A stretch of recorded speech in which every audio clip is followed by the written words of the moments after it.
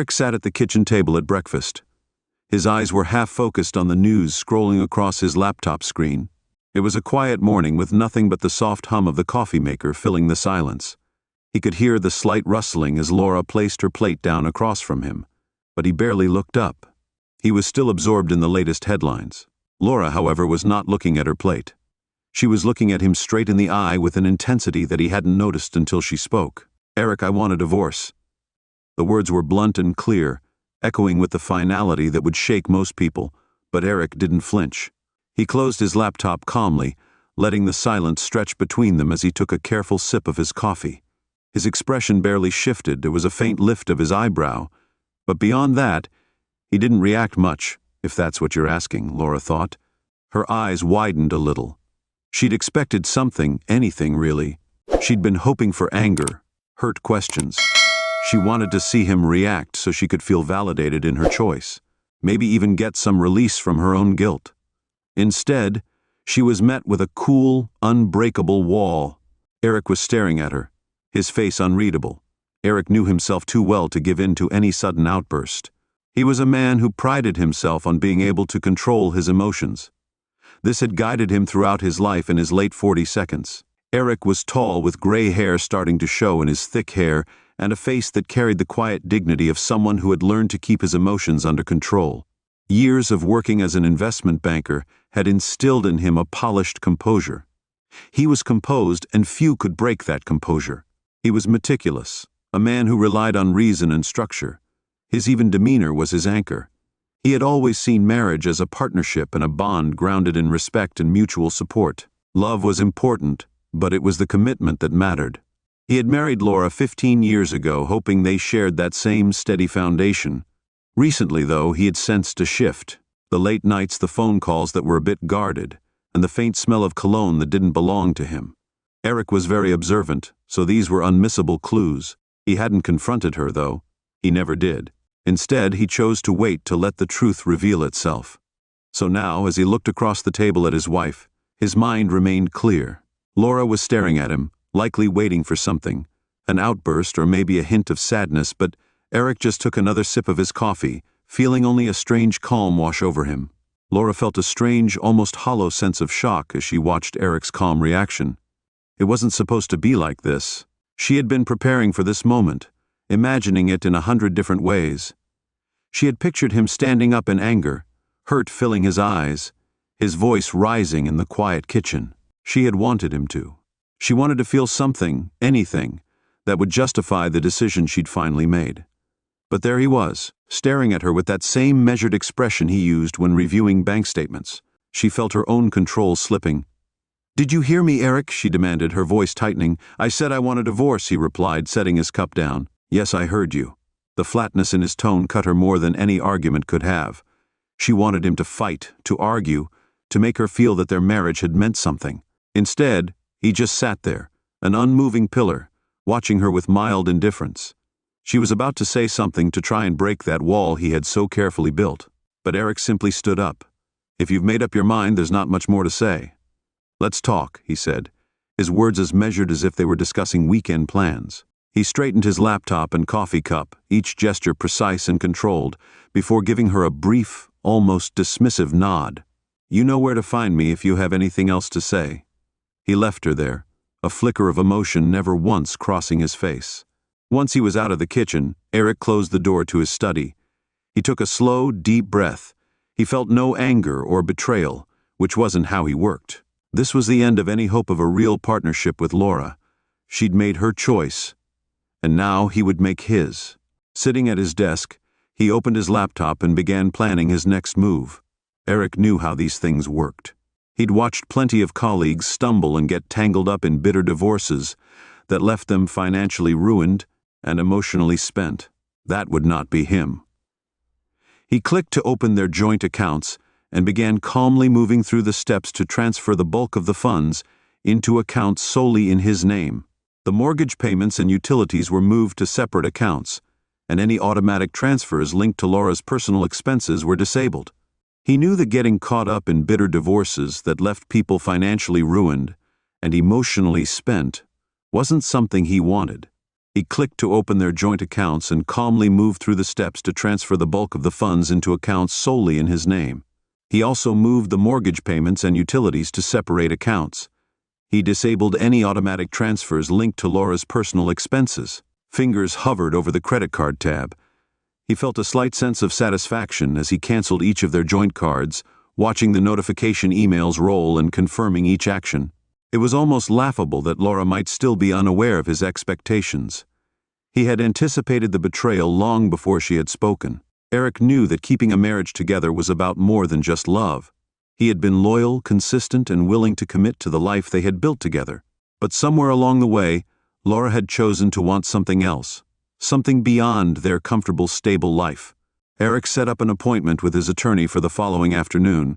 He knew Laura would probably assume she'd get half of everything, but Eric had plans in motion long before that. She'd find that he'd been just as meticulous in preparing for her departure as he had been in managing their finances. He leaned back, scanning his files. A small smile played at his lips. He wasn't one to let emotions dictate his actions. This was his strength, the ability to act without letting anger or disappointment cloud his judgment. Laura wanted a reaction, but he wouldn't give her one. Instead, he would show her what real control looked like. After talking to Eric, Bora went straight to meet her lover. Laura drove across town, her mind a mess of emotions. The smooth leather steering wheel felt oddly comforting in her hands as she pulled into the parking garage of the high-rise building. As she drove to Trevor's apartment, she was hoping to feel relief. However, Eric's reaction had left her feeling strangely empty. It was as if he'd been expecting this, as though he'd already moved on from her. She'd expected anything but that icy indifference. The way he barely looked at her, as if she were some minor nuisance, made her feel small and inconsequential. When she reached Trevor's apartment door, she didn't even knock. She opened it with the key he'd given her months ago. He was waiting in the living room, dressed casually. He looked concerned but excited.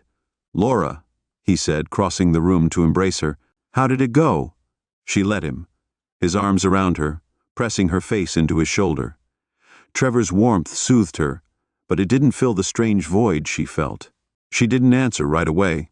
He pulled back and looked down at her face. "I told him," she said at last, she said, her voice a little hollow. "I told him I wanted a divorce." Trevor's eyes lit up, and his hands tightened slightly on her shoulders. Finally, he said softly, "How did he take it?" She shook her head, a faint bitterness creeping into her voice. He was expressionless, barely blinking. It was as if he didn't care. He just looked at me like I was a stranger. Laura searched his face, feeling a swell of hope rise within her. That's what she wanted. A new beginning, free from the quiet, measured life she'd shared with Eric. She wanted excitement, romance, the thrill of being seen and cherished. "That's what you want, isn't it?" she asked, her voice barely a whisper. "Of course," he replied, with a confident smile. "I wouldn't have waited all this time if I wasn't sure," he added. "I see us traveling, maybe even getting a place by the beach." She nodded, feeling a glimmer of happiness at the thought, but something in her mind pulled her back to Eric and the life they'd built together.